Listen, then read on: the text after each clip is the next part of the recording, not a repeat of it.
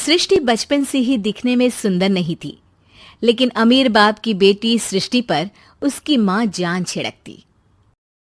मेरी बेटी कितनी प्यारी है, भगवान सबको सृष्टि जैसी बेटी दे। सृष्टि धीरे धीरे बड़ी होती है। एक दिन सृष्टि की सहेली कहती है, तू दिखने में कितनी अजीब सी है, लेकिन मैं जानती हूँ हम सब में सबसे अच्छी शादी तो तेरी ही होगी। तेरे पापा अमीर जो है। और बता नहीं सकते यार, दहेज तो हर कोई देता है, ये क्या ज्यादा ले जाएगी अपने पति के लिए? अरे बड़े शहर में कोठी है इसके पापा की। अरे पापा की है ना, कौन सी इसकी है? इसकी होती तब तो कोई भी लड़का इससे शादी कर लेता। अरे पापा की मतलब पापा की है तो मेरी ही है ना? किसने कहा? अब तेरी तो तब होगी ना जब तेरा भाई ना हो। वैसे भी शादी के बाद सारी प्रॉपर्टी भाई के नाम होती है।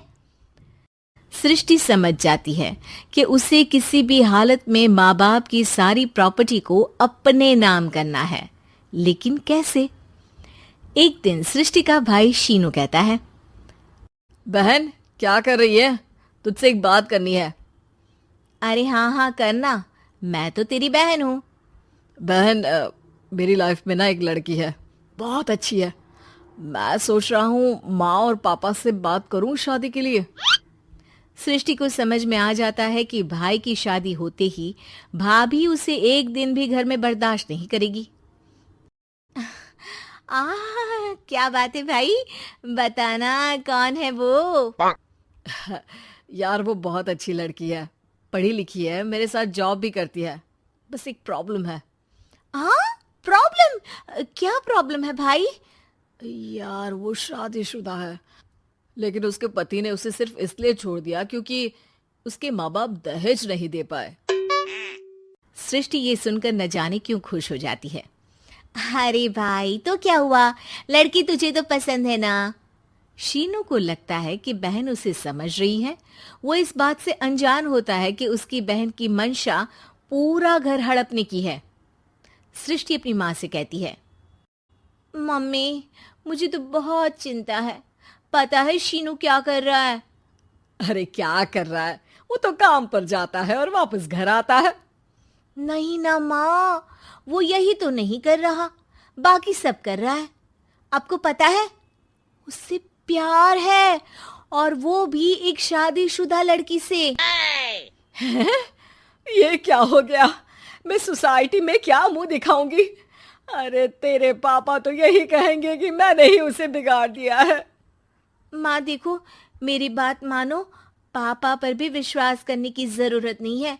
अब आप ही बताओ, पापा इतनी देर घर के बाहर रहते हैं क्यों? बोलो।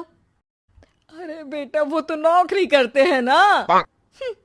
तू बहुत भोली है माँ। पापा का ऑफिस तो 7 बजे खत्म हो जाता है, लेकिन देखो कितनी देर से आते हैं। अरे नहीं नहीं बेटा, ऐसी कोई बात नहीं है। सृष्टि माँ को एक औरत से बात करते पिता की फोटो दिखाती है। देखो माँ, कैसे हैं पापा? मैं ना कहती थी कि पापा सही नहीं है। मैं तेरे पापा से बात करूंगी, दे फोटो मुझे। ओ माँ, वो तो डिलीट हो गई। लेकिन चल, तूने तो देख लिया ना।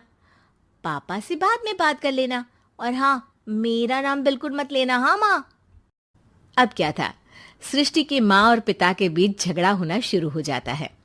सृष्टि के मन में क्या चल रहा था कोई नहीं जानता था। एक दिन, माँ सृष्टि के लिए एक लड़का देखा है, वो लोग शाम को उसे देखने आने वाले हैं। और हाँ माँ, एक खुशखबरी, मैं और पापा मिलकर एक नया बिजनेस ट्राई कर रहे हैं। शाम को लड़का आता है, सांवले रंग का। सृष्टि को तो बिल्कुल भी पसंद नहीं आता।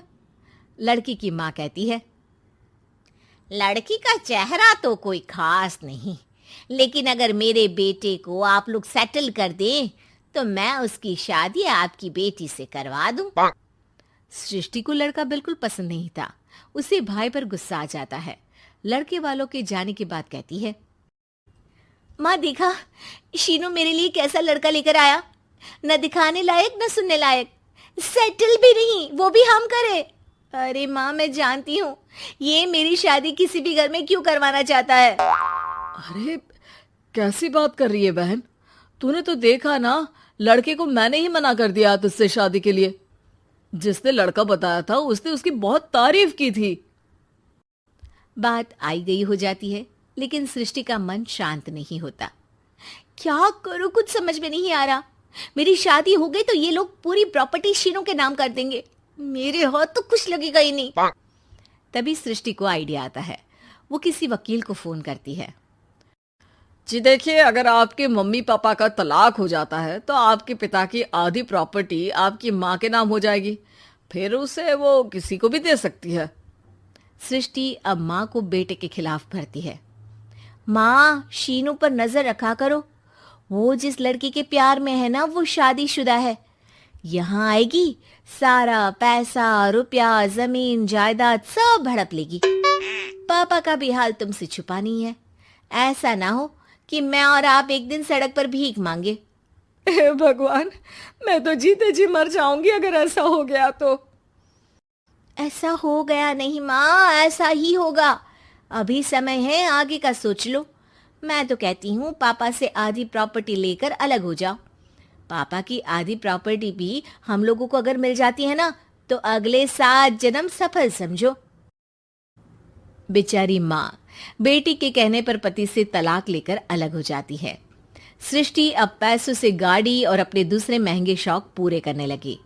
उसके दोस्त भी उसके पैसे इस्तेमाल करते। सृष्टि, कल तुम कहाँ थी?